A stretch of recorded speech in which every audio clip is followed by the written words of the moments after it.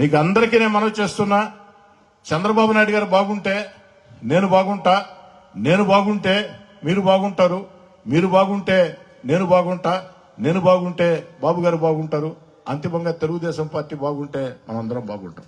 ఈరోజు మనం సంవత్సరం అయింది దాదాపుగా. మరో 6-7 నెలల్లో సర్పంచ్ ఎన్నికలు రాబోతూ ఉన్నాయి.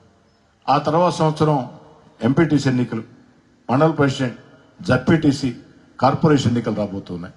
ఒకటే లక్ష్యం, చంద్రబాబు నాయుడు గారి పట్ల ప్రజల్లో అడుగడుగునా కూడా మనం పనిచేసి చంద్రబాబు గారి పట్ల గౌరవాన్ని పెంచటం, తెలుగుదేశం పార్టీ గౌరవాన్ని పెంచటం, మన గౌరవాన్ని పెంచుకోవటం. అయితే అంతిమ లక్ష్యం మాత్రం ఎన్నికల్లో 100కి 100% గెలవటం. మీరు అనొచ్చు 100కి 100% సాధ్యమవుతుందని.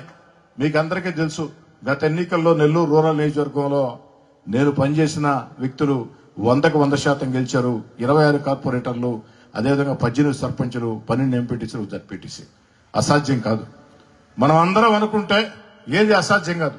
ముఖ్యంగా ఇక్కడికి వచ్చినటువంటి గ్రామ నాయకులకు అందరికీ చెప్తూ ఉన్నా, నగరంలో డివిజన్లలో ఎక్కడా కూడా 1-2 డివిజన్లు తప్ప మిగతా డివిజన్లలో ఇబ్బందులు లేవు. కానీ గ్రామాలకు వచ్చేటప్పటికి ఒక 3-4 గ్రామాల్లో మనకు పోటీ లేదు. కానీ అంతర్గతంగా మనవాళ్లే కూడా కాస్త మనస్పర్ధలతో ఇబ్బంది పడే పరిస్థితి.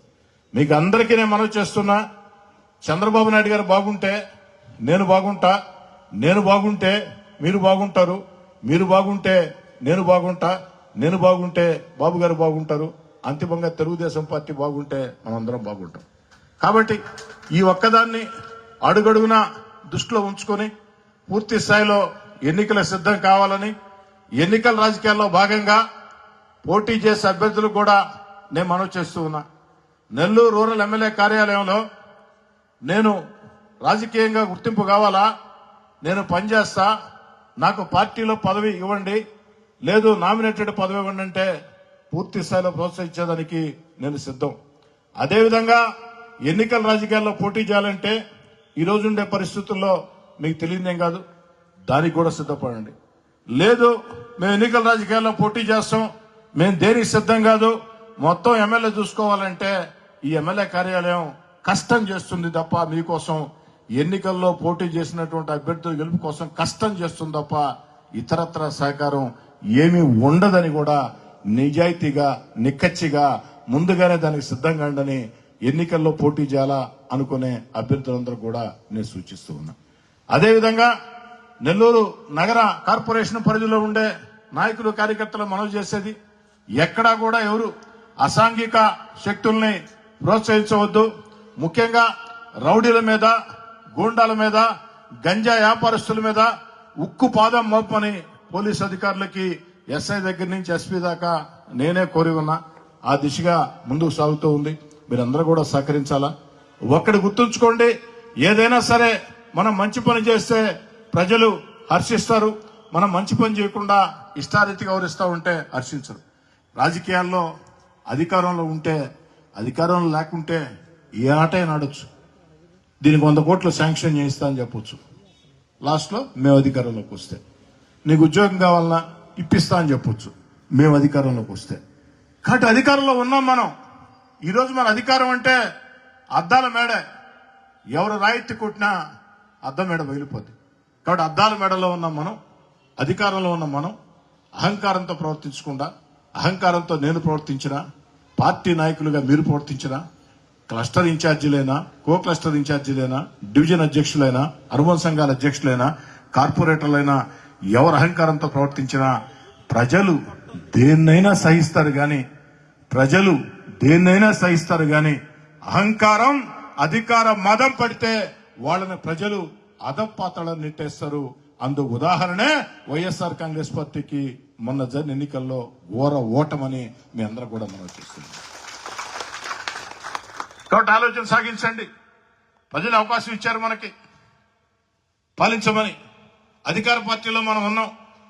మీతో కలిసి పనిచేసేదానికి మీ శాసనసభ్యుడిగా నేను ఎప్పుడు సిద్ధంగా ఉంటా.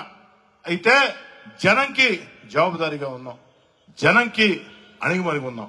ఒక్కొక్కసారి ప్రజలు అడిగే కోరికలు వింటుంటే కాస్త తెలియకుండా బాధేస్తుంది మనకు కూడా. కానీ ఓపిక సమాధానం చెప్పాల్సిందే, దాంట్లో ఎలాంటి అనుమానం లేదు. మన చేతిలో ఉండే పని చేయాల్సిందే, చేతిలో లేని పని ఏ కారణంతో వీలు కాదు చెప్పాల్సిందే. ఆ విధంగా నెల్లూరు రూరల్ ఎమ్మెల్యే కార్యాలయం కష్టం చేసే కార్యకర్తల్ని, ఇష్టంతో కష్టం చేసే కార్యకర్తల్ని, ప్రజల మధ్య ఉండే కార్యకర్తల్ని 100% ప్రోత్సహిస్తుంది. దాంట్లో అనుమానం లేదు. తెల్ల సొక్క తెల్ల ప్యాంట్ వేసుకొని ఆఫీస్కి వచ్చి నా ఎదురుగా కూర్చొని నాకు మాటలు మాత్రమే చెప్పి డివిజన్లోనో గ్రామాల్లోనో ప్రజలతో పని లేదంటే అలాంటి వాళ్ళకి ఎమ్మెల్యే కార్యాలయంలో చోటు లేదు అంటే రాజకీయంగా వాళ్ళు మాటలు చెప్తే నాకు కూడా మాటలు బాగొచ్చు, అంత మించి మాటలు నేను కూడా వాళ్ళకి చెప్తా. ఓన్లీ మాటలకి మాటలు అంతే. కానీ మాటలకి కాదు, చేతలకి గౌరవం ఉండాలంటే రూరల్ ఎమ్మెల్యే కార్యాలయంలో నిరంతరం జనాల్లో ఉండండి, ప్రజలకు అణిగిమణిగి ఉండండి. ఎప్పుడు ఎక్కడ ఏ సమస్య ఉన్నా ప్రజలకి చెప్పండి. ప్రజలు మన ఇళ్ళకి రావాలా, మనకు నమస్కారం పెట్టాలా, అధికార దర్పం ఇవ్వద్దు. ప్రజలు ఓటేస్తే మన ఎమ్మెల్యేలు అయ్యాం, ప్రజలు ఓటేస్తే అధికారంలోకి వచ్చాం. ప్రజలకి మీరే నమస్కారం పెట్టి మీరే దండం పెట్టాలని చెప్పని కూడా కోరుకుంటూ నిరంతరం ప్రజల మధ్యలో ఉండాలని చెప్పని కూడా ఆశిస్తూ ఏదైతే ఈరోజు సోదరులు తీర్మానాలు పెట్టారో వాటన్నిటి కోసం కూడా నా శక్తివంచనను కృషి చేస్తానని, వాటిలో కొన్ని ఒక దశకు వచ్చాయి.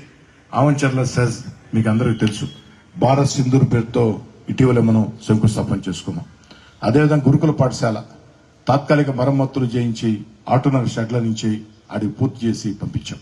అదేవిధంగా పొట్టేపాడు మూలుడు కల్జం బ్రిడ్జీలకి ప్రయత్నాలు చేస్తూ ఉన్నాం, ఒక షేప్కి వస్తూ ఉన్నాయి. మిగతా తీర్మానాల విషయం కూడా శ్రద్ధ తీసుకుంటానని, బారాషాయి దర్గాకి ఇప్పటికే ముఖ్యమంత్రి చంద్రబాబు నాయుడు గారు 5 కోట్ల రూపాయలు నిధులు ఇచ్చారు. మంత్రి పొంగూరు నారాయణ గారి సహాయ సహకారాలతో ఈ జిల్లాలో మనకి 2 మంత్రులు ఉన్నారు, పొంగూరు నారాయణ గారు, ఆనవ రామనారాయణ రెడ్డి గారు. అదేవిధంగా ఏదైతే మనకి పార్లమెంట్ సభ్యులు ఉన్నారు వేమిరెడ్డి ప్రభాకర్ రెడ్డి గారు, వారు కూడా ఒక మంచి చారిటీ సేవా కార్యక్రమాలు చేసే వ్యక్తి. అదేవిధంగా ఎమ్మెల్సీ తెలుగుదేశం పార్టీలో సీనియర్ నాయకుడు బేదా రవిచంద్ర గారు ఉన్నారు. అదేవిధంగా జిల్లా పార్టీ అధ్యక్షుడు అబ్దుల్ అజీజ్ గారు, వీరందరూ సహాయ సహకారాలు తీసుకున్నాం. అన్నిటికీ మించి నా మాటలు ముగించే ముందు ఒక్క మాట చెప్పి ముగిస్తాను. ఈరోజు తెలుగుదేశం పార్టీలో మొట్టమొదటి నుంచి కూడా కష్టం చేస్తూ తెలుగుదేశం పార్టీలో ఒక పదవి ఇస్తే సరైన వాడికి ఇచ్చారని జిల్లాలో ఉండే తెలుగుదేశం పార్టీ కార్యకర్తలందరూ గర్వంగా చెప్పుకునే పేరు మన చేజర్ల వెంకటేశ్వర. కానీ ఇంకా సంవత్సరం అయింది, అవకాశం రాలా చేజర్ల వెంకటేశ్వర రెడ్డికి. వస్తుంది ఖచ్చితంగా. కానీ జిల్లా ప్రధాన కార్యదర్శిగా అనేక సంవత్సరాలుగా జిల్లా తెలుగుదేశం పార్టీలో నాయకులందరినీ సమన్వయం చేసుకుంటూ జిల్లాలో ఎమ్మెల్యేలైనా ఎంపీలైనా మంత్రులైనా చేజర్ల వెంకటేశ్వర రెడ్డిని అత్యంత గౌరవంగా చూస్తారంటే పార్టీలో వారికి ఉన్నటువంటి సీనియారిటీ, అంకిత భావం, కష్టం కారణం అని చెప్పని తెలియజేసుకుంటూ మీ అందరి వద్ద సాధారణంగా సవినయంగా సెలవు తీసుకుంటాం.